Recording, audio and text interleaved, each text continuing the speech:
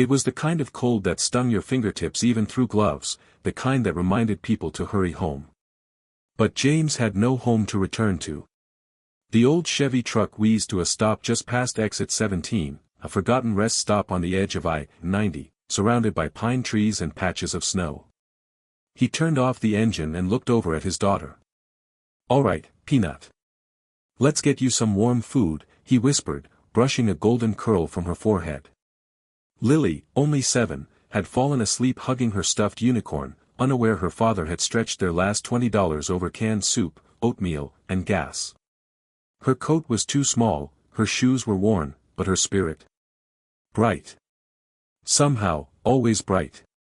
He stepped out and set up a tiny camp stove on the stone picnic table. It was almost funny, cooking dinner in the freezing dark like they were on some grand adventure. He unpacked a dented pan and cracked open a can of ravioli. As the food warmed, a low hum broke the silence. Headlights glowed softly as an RV pulled into the lot. Sleek.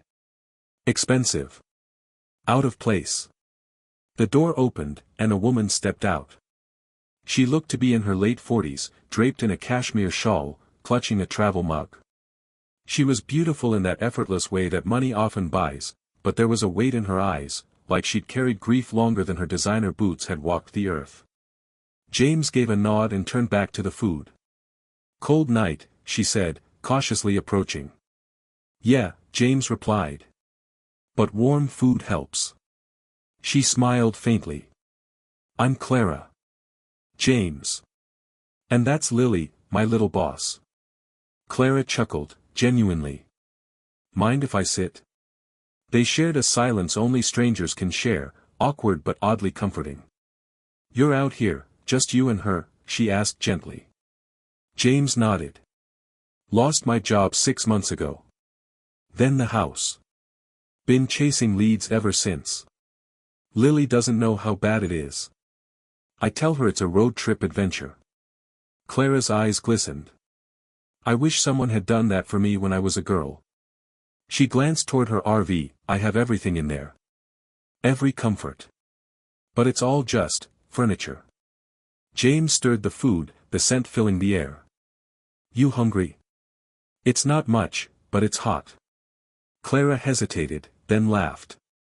"I haven't had ravioli from a can in 20 years. They ate. On a cold bench, under the stars, over a makeshift meal, and somehow, it felt like more than just dinner. It felt like honesty. Humanity. Warmth. Lily stirred awake and crawled into her dad's lap, yawning. Clara watched James pull her close and whisper a lullaby. "You're a good father," she said, her voice cracking slightly. "You've given her something priceless." He shook his head. "I'm just doing my best. Some days, that doesn't feel like enough." Clara wiped her eyes. "You don't know how rare that is. I had nannies. Tutors. A house full of people paid to love me. But what I always wanted was this. A father who shows up, cold nights, no money, still cooking dinner." She stood, walked back to her RV, then paused. "James, could I make a suggestion? Not out of pity. But as someone who sees what you've given your daughter." He nodded, unsure. "I own a foundation," she continued. "I fund community projects, family initiatives. I'm looking for someone real to help run a shelter in Montana, someone people will trust, someone like you. It comes with a salary, a house, school for Lily, a new start." James stared, the warmth of the food forgotten. "Why me?" Clara smiled, eyes full of something deeper than kindness, recognition. "Because you gave a stranger half your dinner. And more heart than I've seen in years." 6 months later. The small town of Bridger, Montana buzzed with new energy. A once abandoned church was now a community center. Its kitchen bustled with volunteers, children laughed in the reading corner, and in the middle of it all, James served soup with Lily by his side. And every month, Clara visited. No longer a woman with everything but love, but a woman who had found a family in the most unexpected place.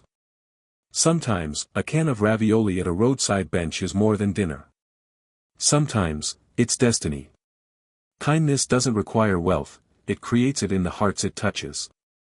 One warm meal, one act of compassion, can transform not just a moment, but a life.